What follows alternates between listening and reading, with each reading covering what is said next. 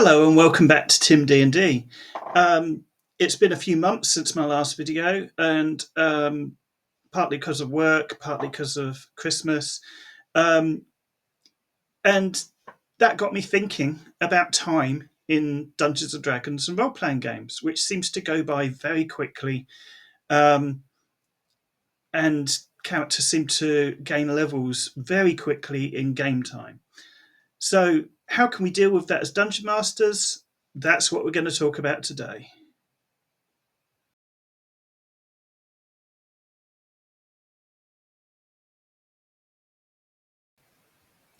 So, how can we make the time that characters are going on adventures feel more realistic?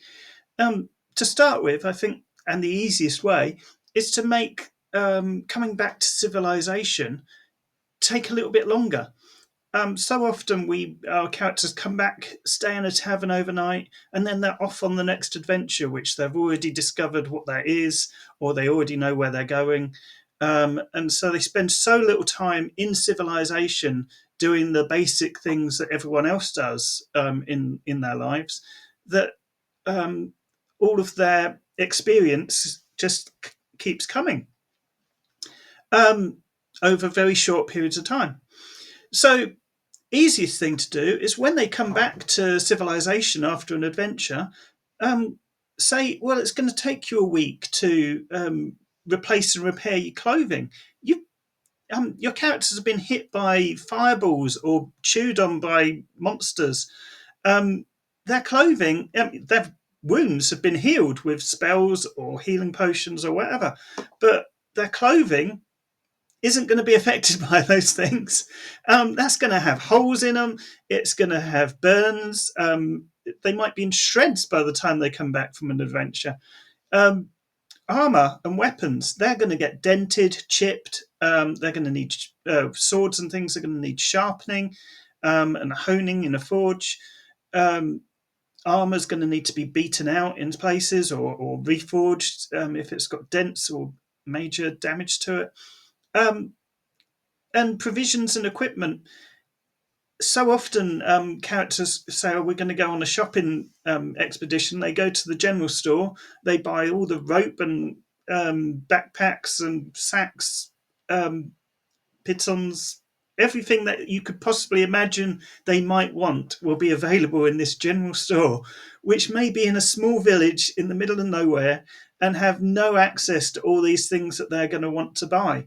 Um, Maybe it takes a few days for these things to be brought into the store if the adventurers are wanting to buy them. Perhaps they have very limited supplies and they send out for things extra that's needed if people are requesting them. All of these things can just make that period of time when an adventurer, a character, comes back to the town feel A, more realistic, and B, take that little bit longer. Um, if you spend maybe a week between every adventure, then suddenly your 2 months, like my current campaign, um, where your characters have gone from level 1 to 5 or 6, suddenly becomes 4 or 5 months. Now, there's a reason why the 2 months seem to come and go quite quickly for my characters, and I realise what that is now. And that's because I put them on quite a strict time limit where this ritual was going to be taking place, and they needed to get to where they needed to get to stop this ritual. Um, but I constructed that. I put that time limit on them getting to this place, and I knew they were going to need to be a certain level by the time they got there.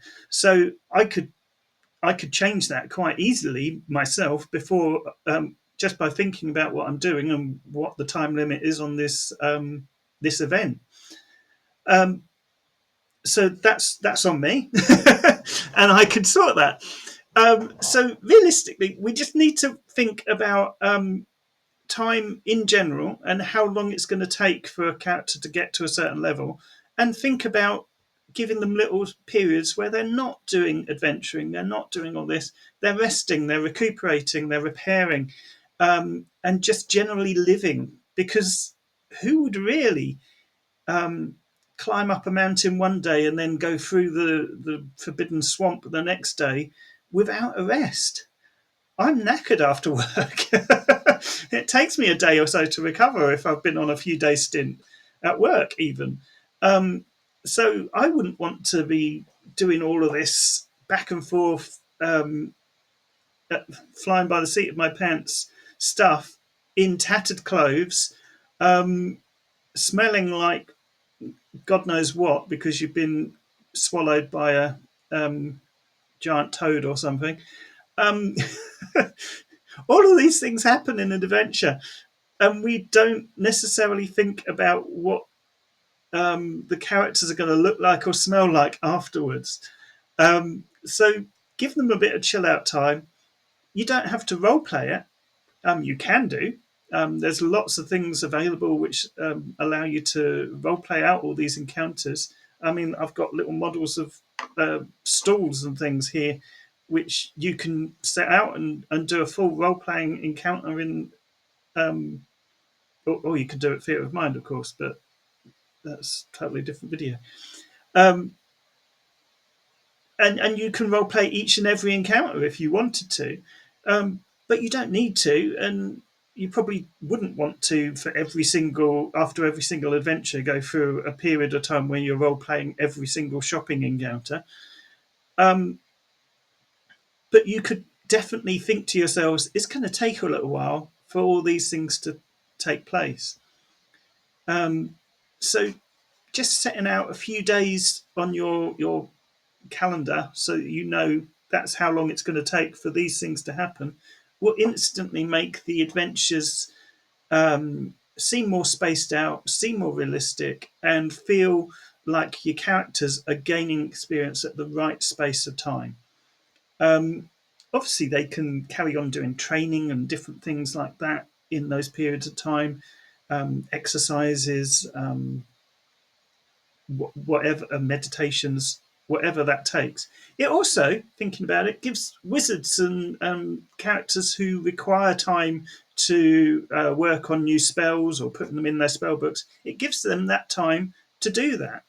Um, Alchemists gives them that time to prepare acid or whatever else that they want to do.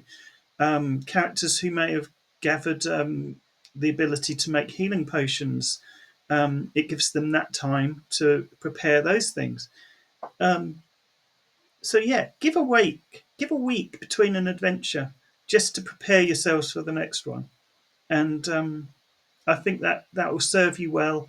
It will serve the campaign that you're running well, um, and it will just make everything feel that little bit more um, relaxed between adventures, but a little bit more realistic during an adventure as well. That's all I have to say for today. I'm using a new camera today, which I got for Christmas. Thank you very much. Which hopefully will make the screen a bit clearer, but also gives me the chance to maneuver the camera around a bit more than what I was doing with my laptop camera. So I may be creating some videos in the future with scenes from my miniatures collection, or I might even do a little tour around my Dungeons and Dragons room as well. So that's coming. Um, we'll see how that goes with my preparing videos in the future. Plus side of that, of course, is you don't have to look at my ugly mug while I'm doing these videos. So we'll see how that goes. That's all for today's video, guys, and I will see you on the next one.